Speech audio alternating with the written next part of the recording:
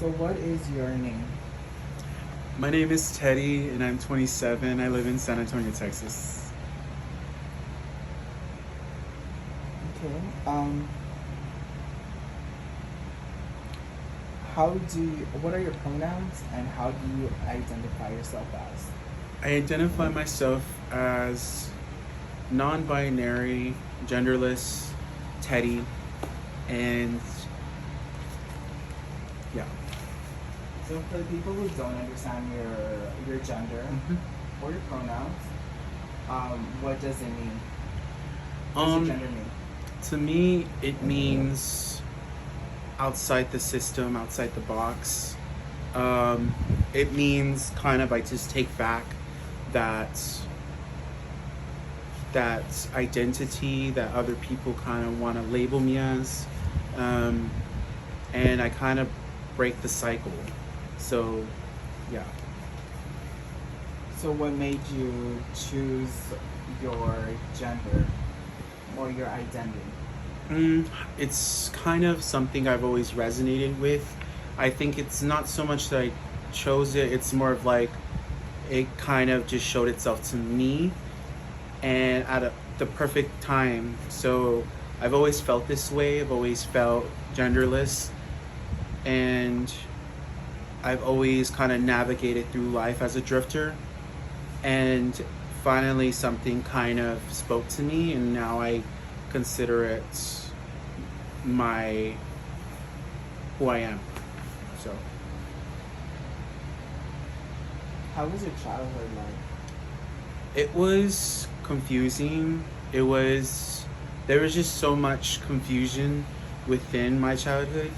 Um, I didn't really hang out with the guys, but I didn't really like see myself being a girl.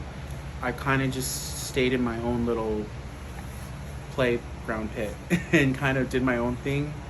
And you know, I stayed there in my safe place until I grew up. So, yeah. Who is your role model?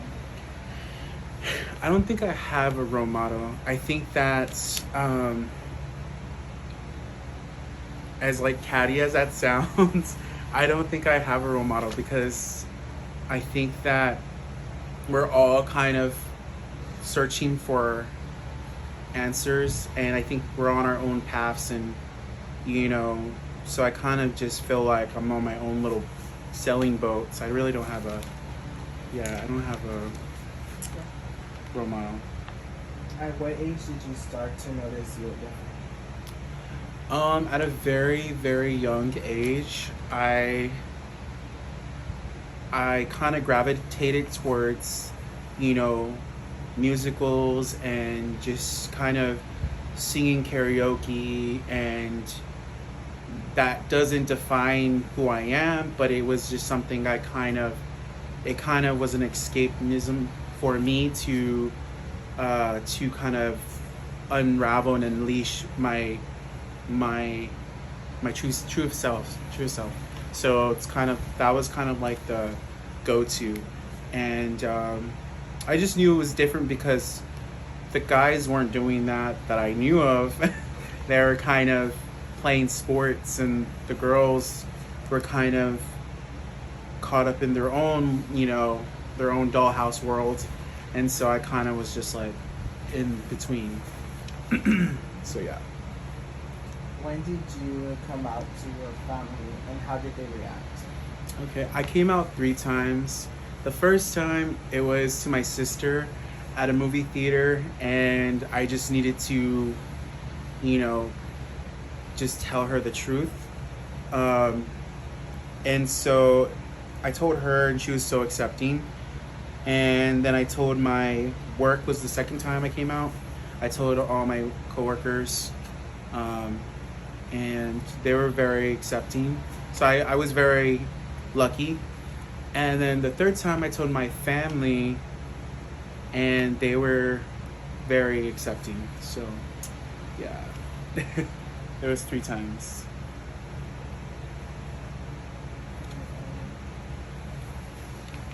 What inspired you to come out? I think self-love inspired me. Um, just just kind of like that inner diva self that just needs some sort of kind of platform that I can kind of take charge at. And I'm still kind of trying to figure that out, but at the same time I kind of know who I am now. So Is there right now in this time? Is there how is currently right now? How is your relationship with any of your family members? most of them are good. Some kind of, especially my father, he kind of doesn't really know, and he doesn't need to know. For me, it's a sense of like I don't need to define who I am and have that self-love for and permission from my father to define that. I think I've already kind of came to terms with knowing that if he doesn't know, it's not gonna jeopardize anything, in a sense. Like, I kind of am at this point of like, if he does find out, I'm always gonna be here. I'm always gonna kind of, have my arms open for him. But if for some odd reason he doesn't, accept me, it's not gonna do anything for me. So it's just, I'm always gonna love him and accept him. So Is there a reaction that you would want from your dad? yeah, I mean, the reaction is just like, as if he could just treat me the same way he's always treated me, would be just amazing. But if it's just gonna be something else, I don't know. Yeah. And your mom, how is your relationship with your mom right now? She passed away 2012, and she already knew. She knew from the get-go, So I felt like I never needed to prove myself to her or tell her my truth, because, she had those mother instincts that just kind of, I already knew the answer was going to be like, and so yeah, so I didn't really need to, I didn't have that kind of urge to tell her, because she already knew. And so So today that your mom is no longer here with you, mm-hmm. what is one thing you could tell her? How she did her liner, because she had like hooded eyes and she just like slayed it.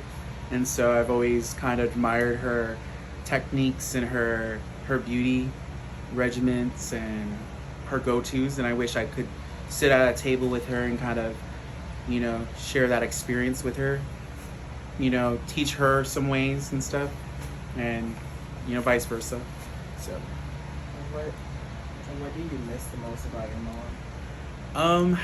I just miss her laughter, her warmth, her cattiness, and she was a diva, so just miss that just that force,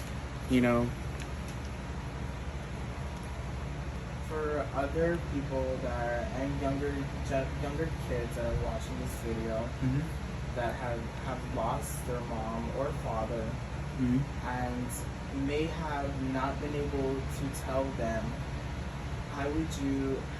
what advice would you give them to cope with that? Just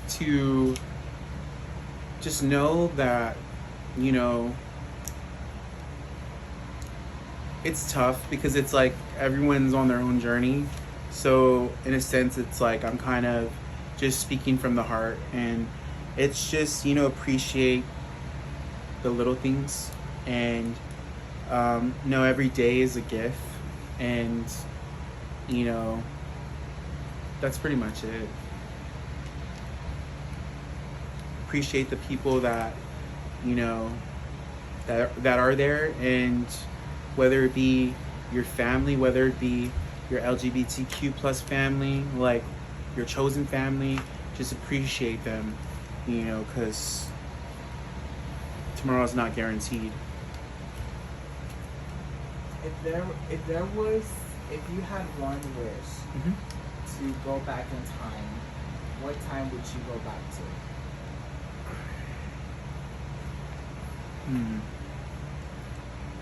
I think I'd probably definitely experience my childhood again, start over, and kind of just appreciate the people in my life, and just kind of, if I knew what I knew now, just, oh my god, I'd be a legend. So yeah, definitely go back to my childhood. And yeah. Another question.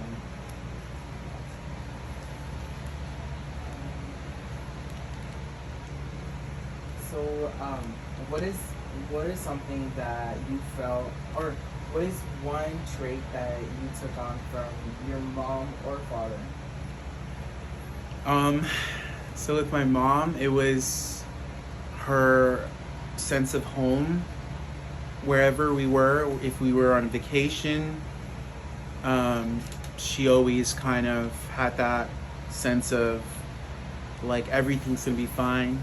And I think I kind of took that on, in a sense of like, I kind of have that aura around me of like hospitality and like wanting to help, and just that, and her style and creativity. And my dad was kind of more of like his charisma and funniness, and you know, he was very into, he's into music, so like those things. So tell us about a time that, if you ever had a dark moment, Yes. how did you overcome it? So when I was kind of brought into the gay scene by a couple people that I care about, or you know, kind of at this point, I care about some of them, but certain people I don't really like care for. Just the way they kind of showed me the gay life, and just the environment, and the way their advice wasn't that good. Their advice was very cold, and kind of like, you have to fit in a certain way, a certain size, a certain look, just to please the community. And I thought that kind of was just something that kind of, I at the time was very vulnerable. I needed to look up to somebody, and I looked up to the wrong people. So now it's kind of like, I want to spread the opposite of that, and kind of tell people that they are loved, they are welcomed, and their journey is as important as the older generation's journey. So definitely want to spread the love, and not the hate. As an adult, now that you have came out, how has life been for you? What struggles have you gone through, and how did you overcome them? The struggles are more of a sense of, you know, a lot of the community is just kind of stigmatized, in a sense where, you know, the LGBT community is in this little space. At least in my town, it's just this small street, and that's where only the LGBTQ plus community is kind of gravitated towards. But we're all over, and you know, when it comes to like working in our day-to-day lives, we're not seen, and very few of us are awake and able to approach us and ask what are our pronouns, you know, ask how we feel about the restrooms, you know, the clothing that we have to wear, the way we're supposed to be presented, the way we're supposed to talk. And and there's a lot of bias when it comes to our our work environment, our day-to-day lives, going to the grocery store. And I feel like since I'm part of this community, I feel like we need to really, really stand up for those that don't tend to speak up. And if you see something, say something, report it, and keep fighting the good fight. Keep fighting to keep to make people awake and tell them that their old ways are not the way. So, yeah. So what gives you strength? What gives me strength is just the fallen ones, the ones that they're not really fallen, they're in a better place, but just people that weren't seen and they have to just kind of, you know, people that take their lives and just, yeah, it's not fair. And I feel like there's not a day that goes by that when you lose somebody that you care about, or a friend, or just anybody that you care about, especially in the community, it's just heartbreaking and heart-wrenching. So it's something that I feel like I kind of strive to not give up. And if I see somebody that needs help, I'm going to be there regardless. Is there anyone that you recently have lost? Yeah. So I made a really good friend recently in December, JP, and he passed away. And it was really hard, and it was just like, it wasn't real. It didn't feel real, but he was struggling with a lot of things, and whoever didn't accept him or whoever pushed him away, they should be ashamed of themselves. And I feel that he's here. I feel like that he's always going to be there for those that truly cared about him. And I'm fighting the good fight for him and for many, many other people. So yeah. So people who may be going through the same situation as JP did, what advice do you have for them?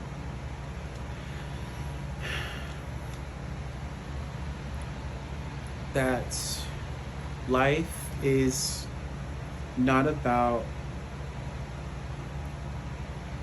the objects we have or the people that we can, confess our love to. It's not about that. It's about accepting that time and space and all this stuff is just momentarily, and we're here to accept that and just kind of find self-love and self-importance within ourselves. And I feel like that doesn't take an object or someone that you're holding their hand to define those moments, because those moments are within you and your eyes, your heart, your ears, your senses. And just to be awake and help others that need that help. And I feel like if you could do that and you can help somebody else, you're living for something. So If you had the opportunity to speak to JP one last time, what would you tell him? I'd give him a big hug and a Dr. Pepper. I tell him that I'm moving in and that he is not alone, and that I'd always be there. So no doubt about it.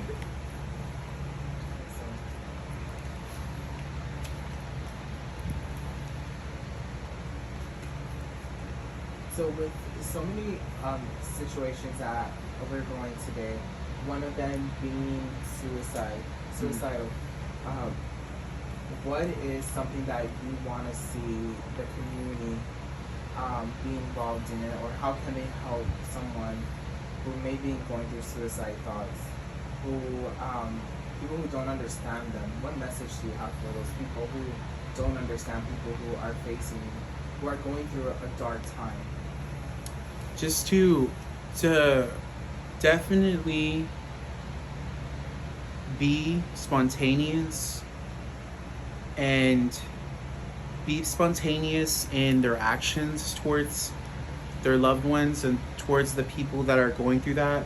Give them a call, show up at their door, give them a present. Even though these things are actions and objects, it's going to just like be like, wow, someone's thinking of me. So be spontaneous in your actions towards the people that are going through that, and you know, kind of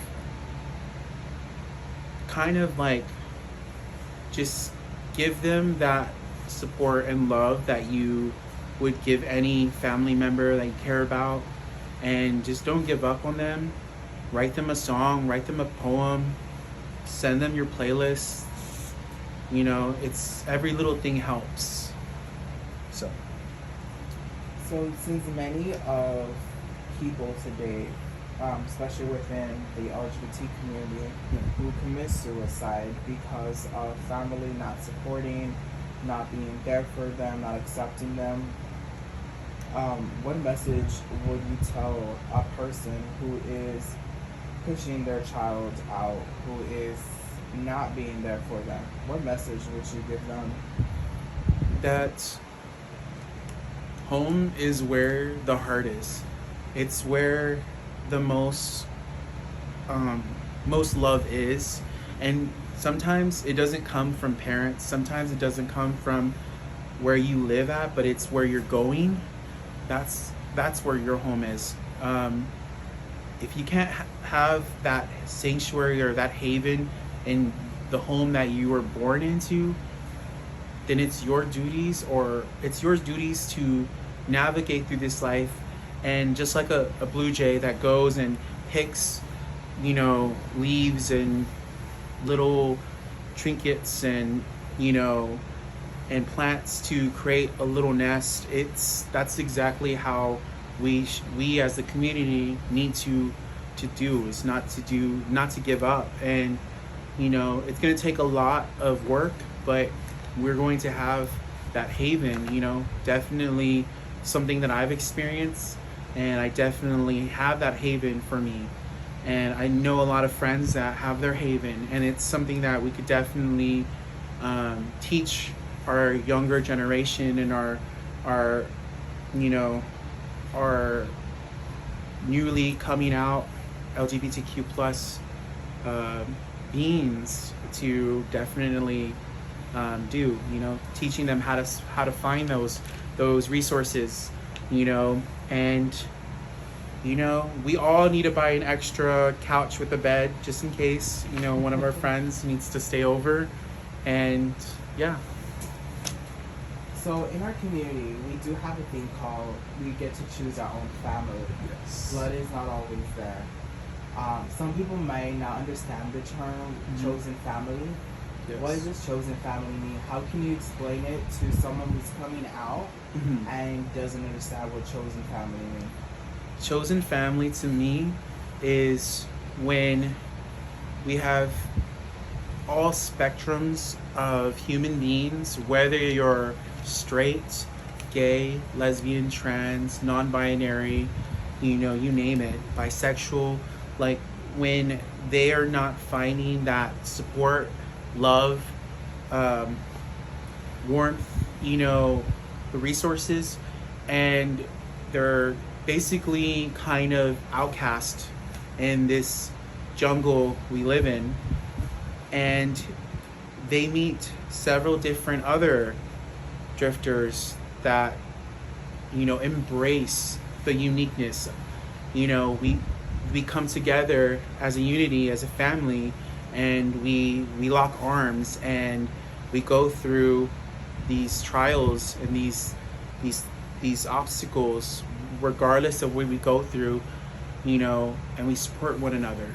And you know, and that's a family there. That's something that is always going to be a family. And we'll be there till the end and beyond. So. So another issue that we do face, um, now today, I believe it's the same as it was 30 some years ago, 60 years ago. HIV. HIV is one of the biggest stigmas out there still within our community. People attach a stigma to our community. What do you know about HIV, and what message do you have to tell people who don't understand HIV? So, what I have to tell other people that don't understand is that it's something that we need to definitely shine a light down to, and kind of spread awareness instead of the disease, where protection just promote the standards of safety in our community, so that we don't lose each other. And it's so important, and it's so easy to nowadays to get the help you need, but it just takes a little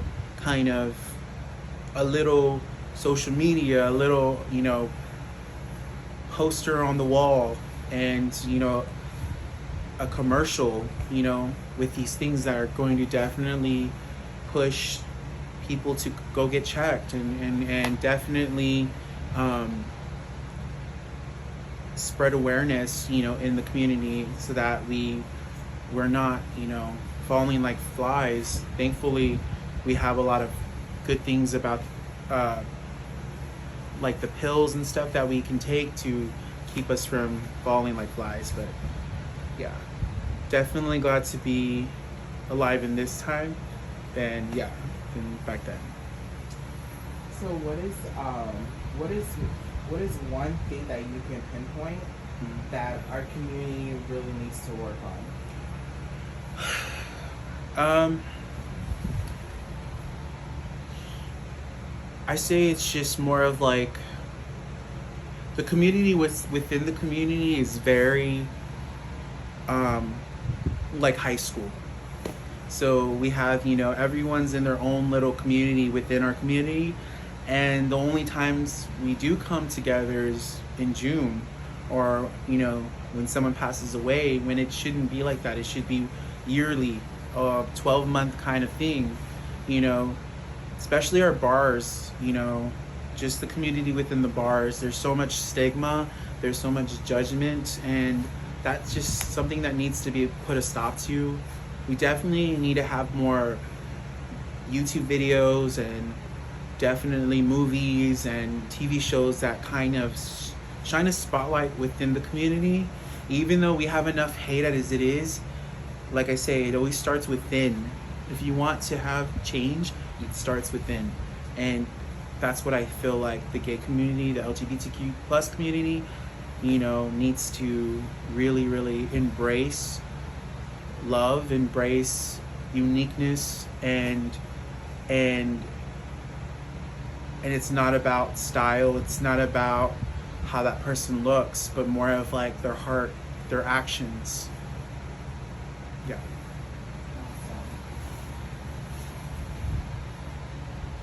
What is one thing you would like to see before you leave this universe?